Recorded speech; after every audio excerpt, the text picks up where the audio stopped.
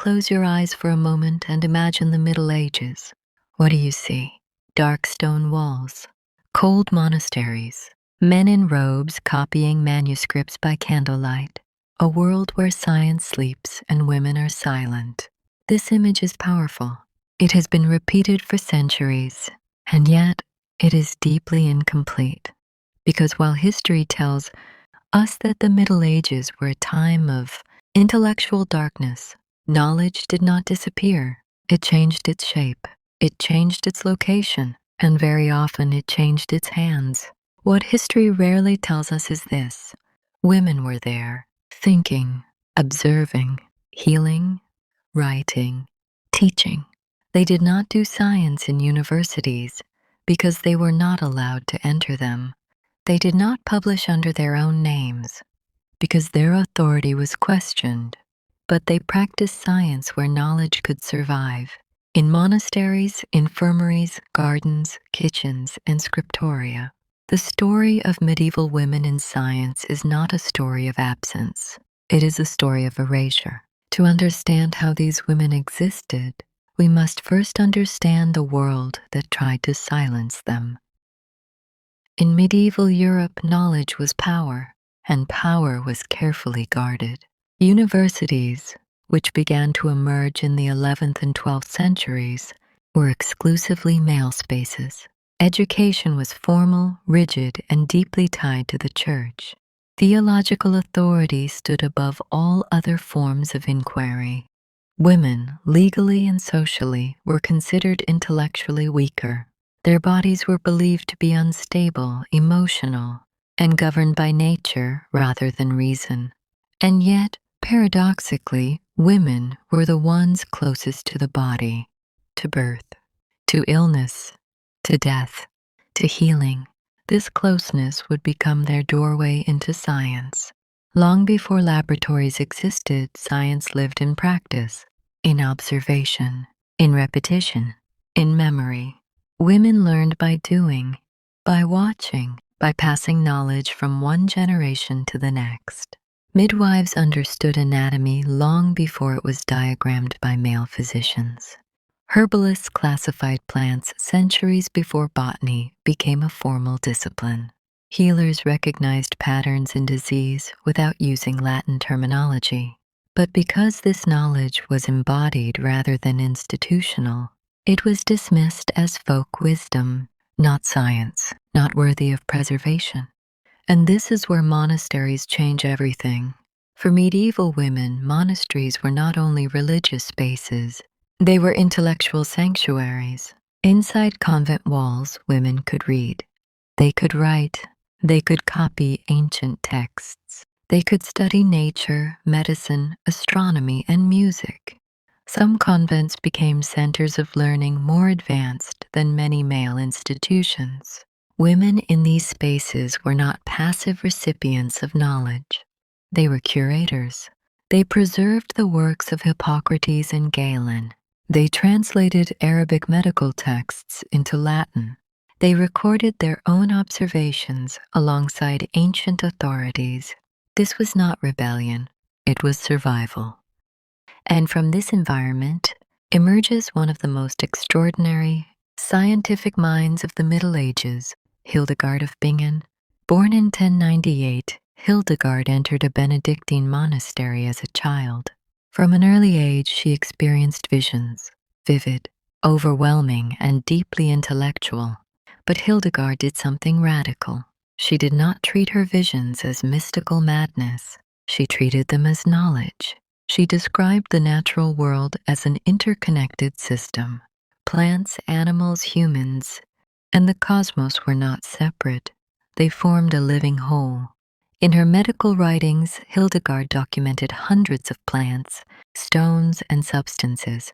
She described their effects on the human body with remarkable precision. She wrote about digestion, circulation, mental health, sexuality. Yes, sexuality. At a time when female desire was either ignored or condemned, Hildegard wrote openly about the female orgasm, not as sin, but as a physiological phenomenon. This alone challenges everything we think we know about medieval science. Hildegard understood the body not as a sinful object to be controlled, but as a system to be understood, and she was not alone. Across Europe, women were practicing medicine, often without titles, often without recognition. In southern Italy, in the city of Salerno, something remarkable was happening. Salerno was home to one of the most advanced medical schools in medieval Europe. Unlike most institutions, it allowed women to study and teach. And from this environment emerged Trota of Salerno. Trota was a physician specializing in women's health. Her texts addressed menstruation, childbirth, infertility, and gynecological pain. She rejected the idea that women's suffering was natural or deserved. Instead, she sought causes and treatments. Her work was so influential that it was copied for centuries, and yet later scholars assumed Trota must have been a man. Why? Because the authority of medical knowledge was incompatible with the idea of a woman. This pattern repeats again and again. When a text was too intelligent, too precise, too influential, the female author was erased, sometimes deliberately, sometimes silently, and yet the knowledge remained. Women continued to teach other women. They continued to heal. They continued to observe. Even astronomy, the study of the heavens, it was not exclusively male. In convents, women tracked lunar cycles. They recorded eclipses. They aligned religious calendars with celestial movements. This was practical astronomy, science rooted in daily life. The Middle Ages were not a time without science. They were a time without credit. And this matters, because when we say there were no women in science, what we are really saying is, we did not bother to look where women were allowed to exist. This podcast is not about inserting women into history. It is about revealing the history that was already there.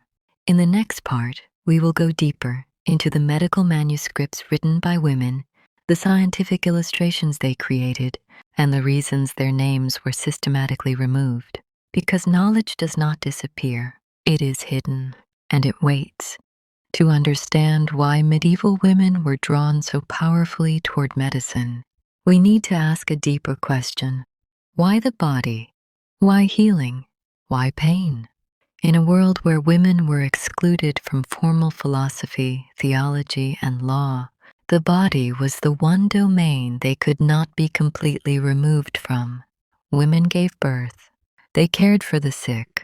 They washed the dead. They lived at the threshold between life and death. This proximity to physical reality made women dangerous to established knowledge systems, because experience challenges doctrine. Medieval medicine, as taught in universities, was largely theoretical. It relied on ancient authorities, Galen, Hippocrates, Aristotle, whose texts were rarely questioned. These men described the female body as defective, colder, weaker, incomplete. Women, according to classical medical theory, were failed versions of man. But the women who treated other women knew this was false. They saw bodies bleed, heal, conceive, miscarry, survive. They saw patterns, and patterns are the foundation of science. Female healers did not speak Latin in lecture halls. They spoke vernacular languages beside beds. They listened. They asked questions that male physicians often ignored.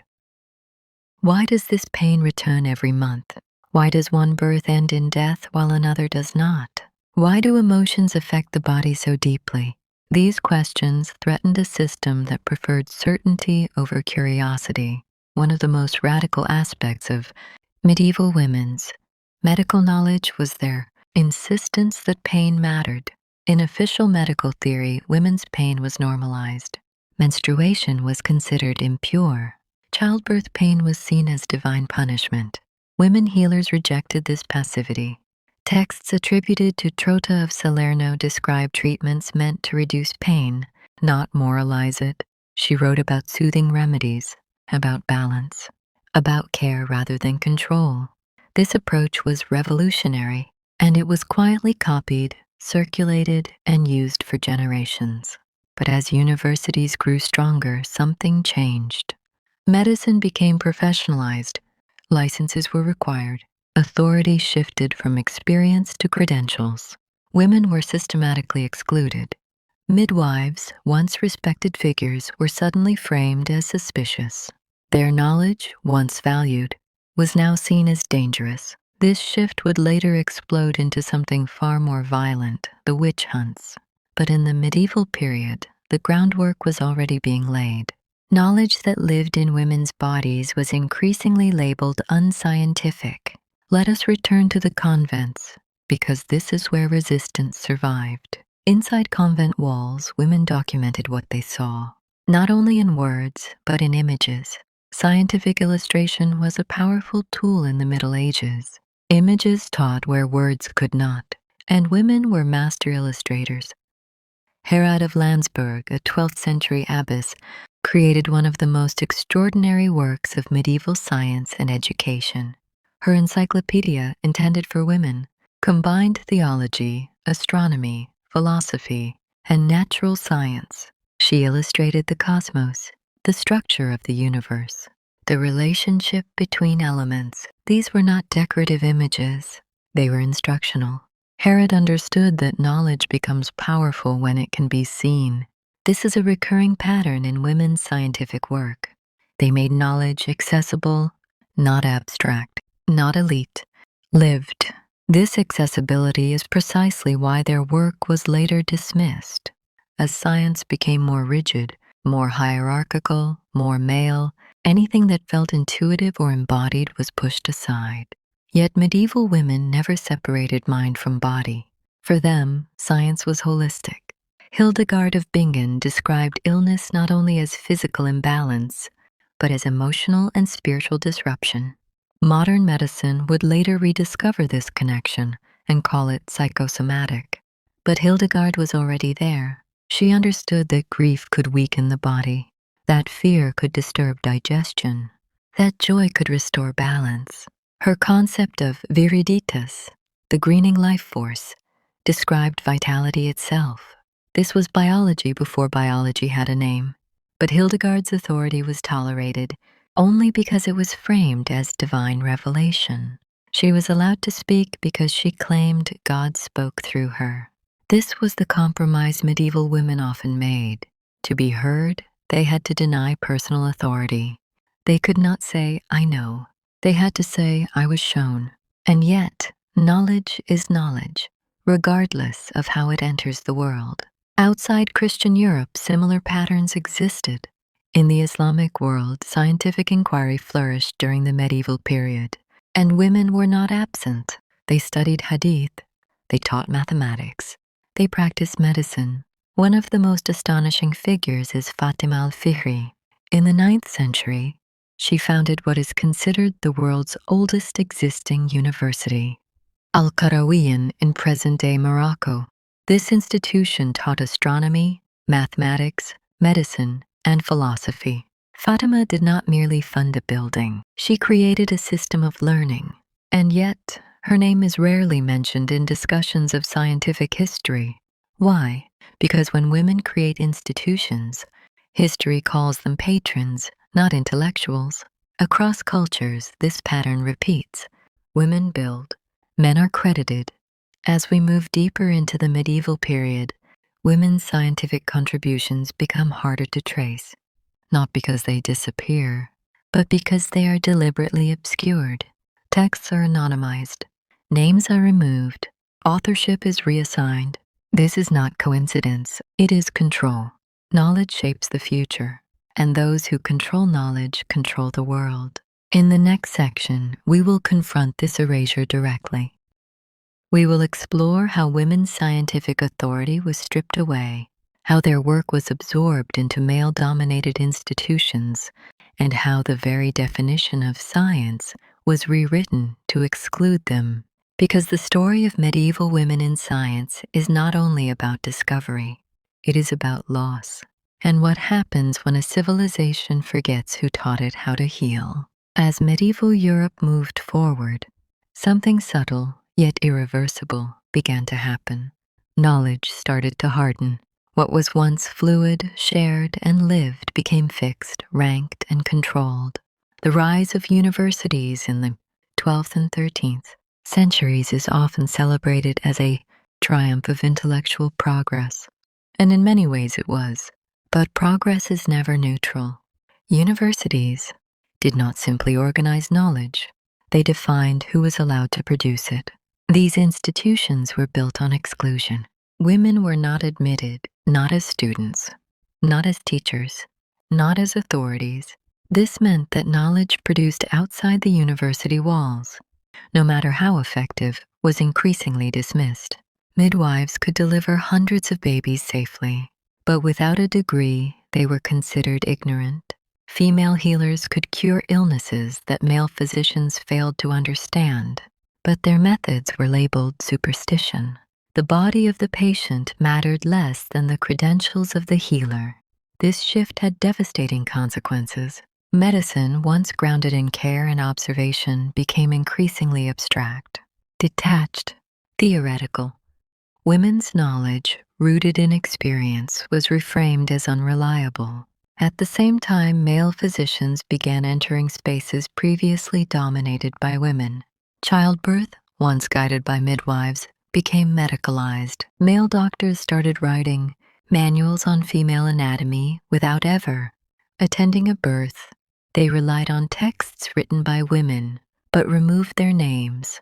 This is not speculation. We can trace phrases, remedies, and entire passages from women-authored medical texts appearing in later male works. The knowledge survived. The women did not. One of the most painful ironies of this transformation is that women were blamed for the very ignorance imposed upon them. Excluded from education, they were accused of lacking reason. Denied authority, they were described as incapable of it. This circular logic reinforced itself for centuries. As science became increasingly associated with objectivity, women were associated with subjectivity. Emotion versus reason, body versus mind, nature versus culture. These false binaries shaped the future of scientific thought. But they were never true. Even as women were pushed out of formal science, they continued to work in its margins. They wrote letters, they exchanged recipes, they compiled manuals for household medicine. These texts may appear domestic, but they are deeply scientific. They contain hypotheses, controlled variations, repeated experiments. A remedy is tested, adjusted, tested again. This is empirical science. But because it happened in kitchens instead of laboratories, history ignored it. The language of science became increasingly male. Latin replaced vernacular languages. Accessibility was replaced by authority. This linguistic shift alone erased countless women. If you could not write in Latin, you could not enter the scientific record. And women were rarely taught Latin. Yet in convents, resistance continued. Women copied forbidden texts. They preserved pagan knowledge under Christian framing. They kept alive traditions that universities deemed unworthy. This preservation would later fuel the Renaissance. Without medieval women, there would be no early modern science. This is not exaggeration. They were the bridge. And yet, when the Renaissance arrived, when science was reborn, women were written out of its origin story. The narrative of the great men of science was born. Genius became individual, male, exceptional. Collaboration disappeared from the story. So did care. The cost of this erasure was not only historical, it was epistemological. Science lost something. It lost intimacy with the body. It lost attentiveness to lived experience. It lost voices that asked different questions. What if medieval women had been allowed into universities? What fields might have developed earlier? What medical practices might have evolved differently? We cannot know. But we can see the consequences of their absence. Even today, women's pain is under-researched. Female bodies are underrepresented in clinical trials. Care is undervalued. These are not modern problems. They are medieval inheritances.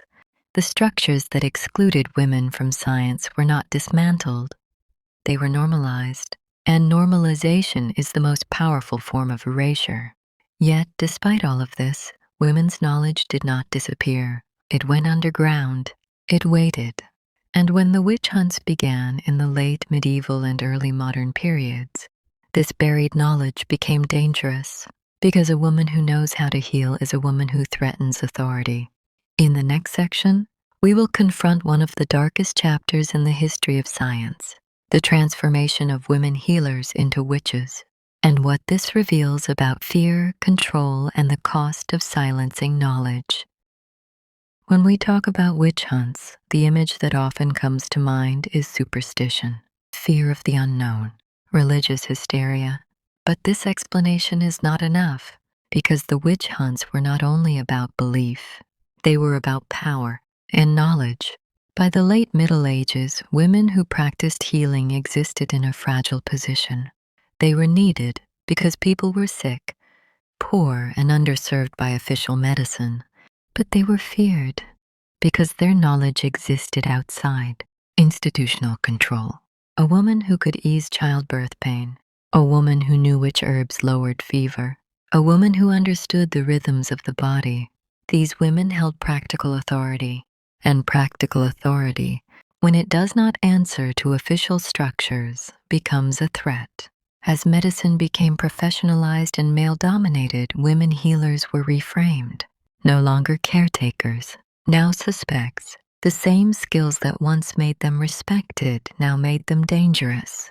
Herbal knowledge became witchcraft. Midwifery became interference with God's will. Emotional intelligence became manipulation. This shift did not happen overnight. It was gradual, systematic, and deeply political. Church authorities began linking women's healing practices to moral deviance. Medical authorities accused them of incompetence. Legal systems codified suspicion. And once fear is legalized, violence follows. The witch hunts were not random. They disproportionately targeted older women, poor women, single women, women without male protection, and crucially, women with knowledge. Many accusations focused on bodily expertise. Claims of causing infertility, controlling menstruation, ending pregnancies, influencing desire. These are not supernatural crimes. They are medical ones. The witch hunt was, in many ways, the violent closure of women's role in science. It sent a clear message. Knowledge must be controlled or destroyed. Male physicians were rarely accused of witchcraft. Their failures were framed as unfortunate. Women's failures were framed as evil. This double standard ensured one thing. Women withdrew. They stopped teaching openly. They hid their knowledge. They passed it quietly in whispers. Science lost an entire lineage. And yet, even in this darkness, traces remain. Court records, ironically, preserve fragments of women's scientific knowledge, descriptions of herbal remedies, accounts of healing rituals, testimonies of success, reframed as evidence of guilt. History condemns, but it also reveals. When we read these records carefully, we see competence, observation, method, not magic. At the same time, in other parts of the medieval world, women's scientific presence followed different trajectories. In the Islamic world, while patriarchy certainly existed, women were not excluded from knowledge in the same absolute way. Women taught hadith to male scholars. They issued legal opinions. They practiced medicine. Their authority was grounded in scholarship, not secrecy. This comparison matters because it shows us that women's exclusion from science was not inevitable. It was constructed. Cultural choices were made, and those choices shaped the future of global knowledge. Returning to Europe, by the end of the Middle Ages, women were almost entirely absent from formal scientific institutions. Their presence survived only in marginal spaces: domestic medicine, religious devotion, informal networks. When the scientific revolution arrived, it built itself on a cleansed foundation. Women were framed as muses, not thinkers, as subjects, not observers. And yet, the methods of science, observation, Experimentation, documentation had long existed in women's practices. The revolution did not invent science. It rebranded it and erased its mothers. This realization forces us to rethink what science actually is. Is science only what happens in universities? Only what is written in Latin? Only what carries institutional approval? Or is science the systematic attempt to understand the world, regardless of where it happens? If we accept the latter, then medieval women were not exceptions. They were pioneers. They practiced a science that was relational, embodied, ethical. They asked not only how does this work, but how does this help? Modern science is only now rediscovering these questions. Patient-centered care, holistic medicine, mind-body connection. What we call innovation is often memory. As this episode continues, we must ask ourselves something uncomfortable.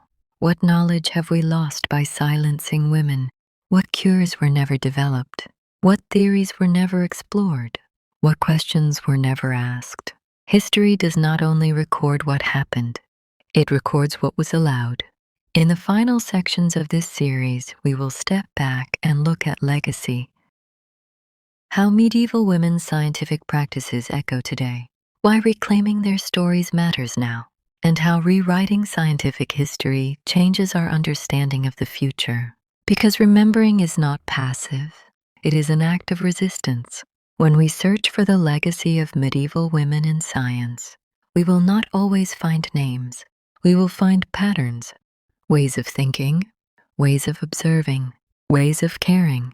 Legacy does not always announce itself loudly. Sometimes it survives quietly, embedded in practice. Modern medicine's renewed interest in holistic care did not appear from nowhere. The understanding that emotional states affect physical health is not a new discovery.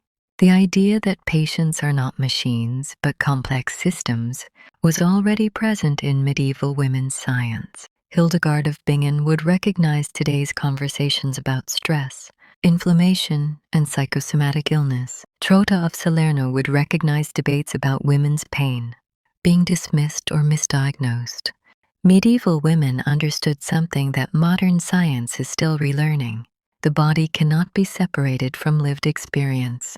They also understood something else, something deeply radical. Knowledge is relational. It flows between people. It grows through care. It requires trust. This stands in contrast to the image of science as domination, of nature, of bodies, of uncertainty. Medieval women understood something that modern science is still relearning. The body cannot be separated from lived experience. They also understood something else, something deeply radical. Knowledge is relational. It flows between people. It grows through care. It requires trust.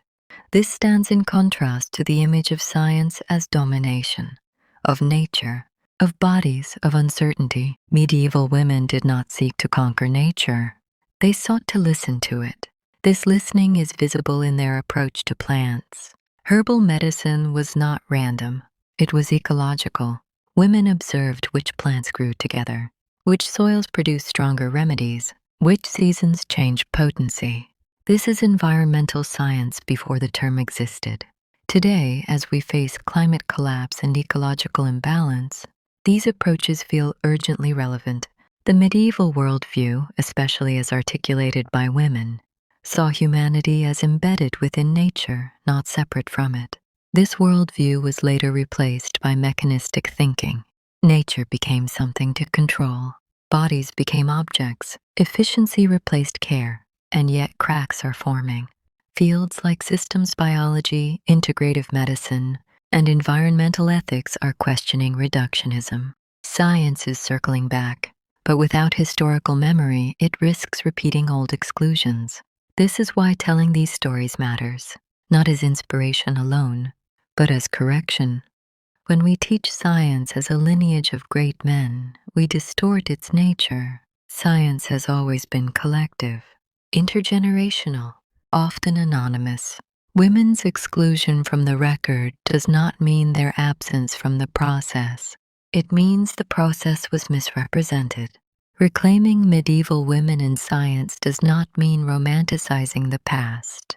Their lives were constrained, their opportunities limited, their safety fragile, but they worked within these constraints with extraordinary intelligence. They adapted. They found cracks in walls and widened them. And this, too, is part of scientific thinking, working with what exists, not what is ideal. As listeners today, we are not simply hearing forgotten stories. We are being invited to rethink what counts as knowledge, whose voices we trust, whose experiences we validate. When a woman today says her pain is real, she echoes medieval healers who insisted the same and were punished for it. When community-based knowledge is dismissed in favor of institutional authority, we reenact the same hierarchy. History is not behind us, it is inside our systems. And systems remember. One of the most dangerous myths in science is the myth of neutrality. Science is shaped by values, by access, by power. Medieval science was not neutral. Neither is modern science. The difference is whose values are visible. By restoring women to scientific history, we make power visible, and visibility is the first step toward change. As this long journey through the Middle Ages comes to a close, we return to the image we began with: the dark monastery, the silent woman, the sleeping science. But now the image shifts. The monastery is full of voices. The woman is writing. Science is awake, just not acknowledged. Perhaps the Middle Ages were not as dark as we were told. Perhaps the darkness came later, when knowledge was narrowed, controlled, and fenced off. What we call progress may have been a closing rather than an opening. And now, centuries later, we are reopening doors. This podcast is not about correcting footnotes. It is about changing the story we tell about intelligence itself. Because when we say women were not part of science, we do not only erase the past, we limit the future. Remembering medieval women in science is not an act of nostalgia. It is an act of responsibility. To listen more carefully, to question authority more deeply, to recognize knowledge wherever it appears. Science does not belong to institutions. It belongs to those who dare to observe, to care, and to ask why. And women have always done that, quietly, persistently, even when history refused to listen. As we come to the end of this long journey through the Middle Ages, I want you to pause for a moment, not to remember names, not to memorize dates, but to feel what has shifted. We began with a myth, the idea that science slept during the Middle Ages, and that women were absent from knowledge. What we discovered instead is something far more unsettling. Science never disappeared. Women never disappeared. They were hidden. They were pushed to the edges of history, to the margins of manuscripts, to the footnotes that were never written. But they continued to observe, to heal, to think. They practiced science without permission. They worked without recognition. They carried knowledge in their bodies, their memories, their hands. And when history decided that science would belong only to institutions, only to men, only to those who spoke the right language, their names were erased, but their work remained. This is not just a story about the past. It is a mirror, because even today, we still ask, who is allowed to be an expert? Whose knowledge counts as real? Whose experience is dismissed as anecdotal, emotional, or unscientific? The structures that silenced medieval women did not vanish. They evolved, and that is why remembering matters, not to glorify, not to romanticize, but to restore balance. When we tell a fuller history of science, we don't weaken it. We strengthen it. We remember that science is not only equations and instruments. It is attention, it is care. It is the courage to look closely and say, something here matters. Medieval women understood this deeply. They did not separate knowledge from responsibility. They did not separate the mind from the body. They did not separate healing from ethics. They remind us that science, at its core, is not about domination. It is about relationship. So when you leave this episode, I invite you to carry one simple question with you. What knowledge around you is being ignored? Not because it is wrong, but because of who holds it. Because history shows us this clearly. What we silence today becomes the absence we regret tomorrow. The women of the Middle Ages are no longer silent. We are listening now, and that changes everything.